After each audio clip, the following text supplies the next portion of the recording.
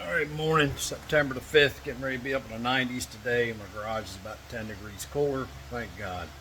But anyway, this is a continuation video dropping a 55-gallon fuel tank gasoline on an E450 aft, or the tank is after the differential of the rear end. Let me show you. There's the rear end, so the tank was right in there. There's the tank. I'm just going to show you some basic tools that you needed to get. Let me put you on pause real quick. Alright, so these straps are on top of the tank. If you notice, this is a T-type. It slides into there, so when you got it supported from the bottom, you have to turn these. These are the bottom, right? They go underneath. You have to turn it like this and get it in there. A little bit of a swearing or something like that, and you spin it and it'll fit in there. Watch, I'll show you here. I'm gonna do the easy way. There. Alright, and then this goes into that hole right there. From underneath, I got the nut on there. So this configuration straps the tank in. This one bolts it. Okay, so what size do you need? Well, folks, you're going to need this universal one, and it is a 15 millimeter. There we go, 15. Why? Because every time there's always one that's a bear. This one is toward the rear, always like back here. Where they put this at is a bear. It's in the frame. So, you know, could they move that one piece of metal 2 inches and made your life easier? Yes, but they didn't. Have a nice day. Alright, so you have 6 of these 15 millimeters holding 3 of these up from underneath. And then how you keep it strapped down is exactly that. Alright, you got, show you what size is right here. So there you go. That's on there. You don't have to worry about bottoming nothing out because that's a shoulder bolt. So there you go. Alright, so there's only 3 of them. Okay, so basically you need 13/16 or 21 millimeter half-inch drive system. Okay, that's to get them big ones out of there. Alright, now with the bolts in to hold it up, it is a 15 millimeter. Okay, so that's what we got. We got 6 of them, 2 on each, 3 on each side, holding it up into the frame. I'm gonna go underneath there. Now this is the hose. This one is the vent hose. This is the fill hose. And this is what we call the rollover valve. Alright, see, you just check it while you got it out. Alright, now this goes on after you get the tank up and you slide it on. Don't grease it, don't do none of that. Make sure this is clean in case you're working on an older one. What size are they? Well, you have to loosen this one up. That's a 5/16. Right, and you want to have long extensions because I'll show you where we're going. This is the good old 7/16 right here.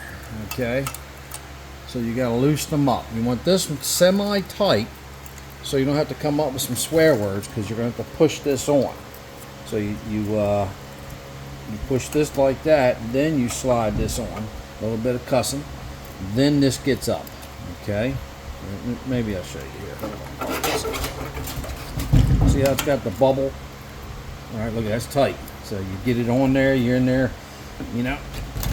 There you go. And now it's not that bad to hold. What I use is a little screwdriver or a 90 degree to stick in this little space in there. And then I use this and I'll tighten it up to 5/16. All right. So back off. Let me put you on pause. So reiterate, right? What do you need? Some of the basic tool, 3/8 drive, 5/16. You could use 1/4 inch. 7/16 3/8 drive. You could use 1/4 inch drive here because you got to go up in the frame, which you're getting ready to. This holds the whole system up by the black U-shaped braces underneath. And what size is that? The 15 millimeter. And then the bigger ones, the big nuts, hold them. They would be 13/16 or 21 millimeter. You need 1/2 inch drive on this, folks, to bust them loose. All right, that's up in there. So let's go underneath, have a little bit of fun. I'll show you where I'm going today. I'll put you on pause. All right, so here we are. This is where the fuel tank goes. And this is where the pipe is. Here's those three. One right there, that gray material. Two. And then the third one's there on that bracket right there. Okay. So that's the black. Same way with here. Okay, but you got bolts here. All right, here is bolts going up. This is studs, which uses nuts. So that is what holds it up. All right, now you were saying, okay, hey, here's the fun part, right? All right, so I'm gonna show you where the fuel fill is, right there. All right, that's where your gasoline comes in. Let your bleeder or air bleed out, right? Even left the 5/16 on there, right? Clamp, and it's coming through there. There ain't much room to give you. This is your goes from side to side, your pass through for your coach. So this is your generator, all this. Now this, speaking of generator, this little blue connect here, hold on, let me get you a light. That's your generator feed, okay? So when we talk about make sure it's tight, on the older ones, this will get dry and draw air, right? And that'll make your generator spit and sputter. All right, so now the electrical connectors were right here, folks. And they're a little bit of a bear, okay? This one has a little piece that slides up, okay? That is the map sensor. This is the fuel pump.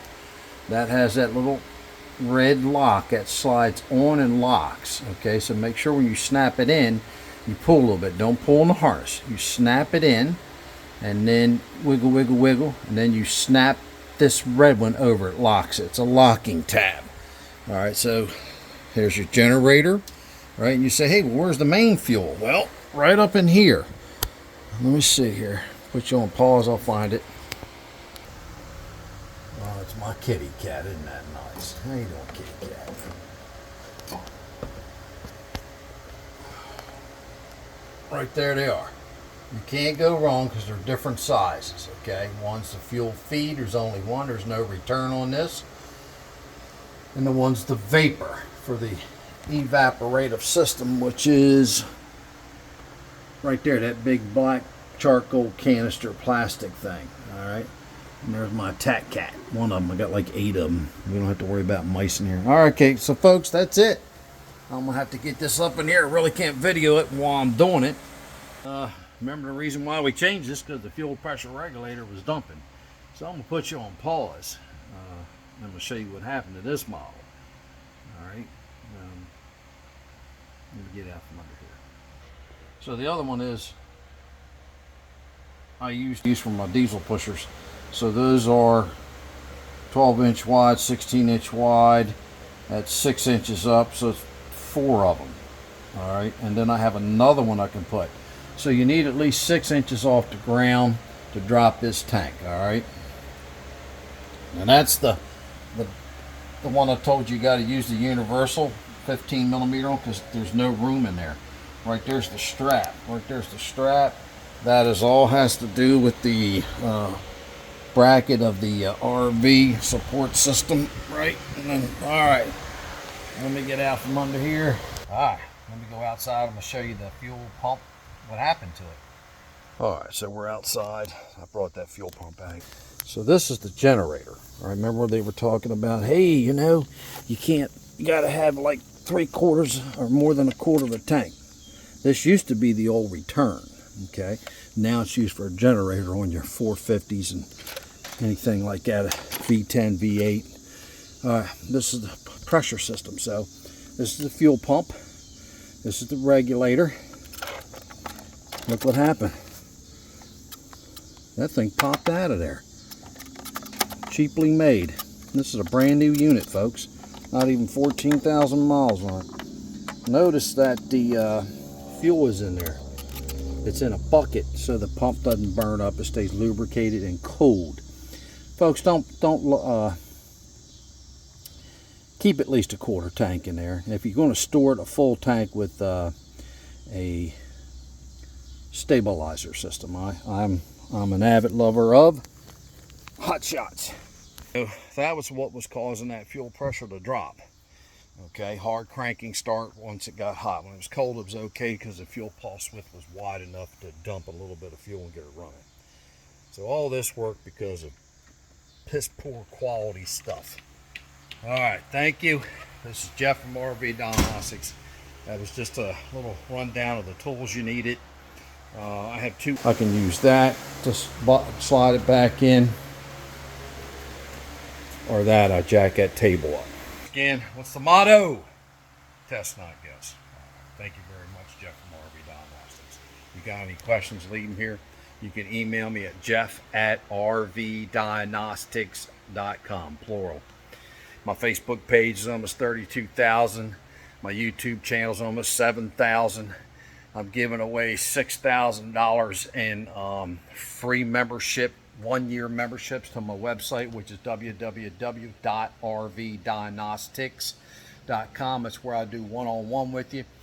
Thousands of people have saved thousands of dollars, and which more important is they learned their RV, and they were not without it for a long time. You know that if you drop your RV off, like here, I'm going to keep your RV for a while till I fix it. But folks, do not, when it comes to drivability problems, you must test, not guess. You must do fuel pressure check, fuel trim, short term and long term. Get with me, I'll teach you. It's all there, folks. I got videos on it. Thank you very much, Jeff from RV Diagnostics.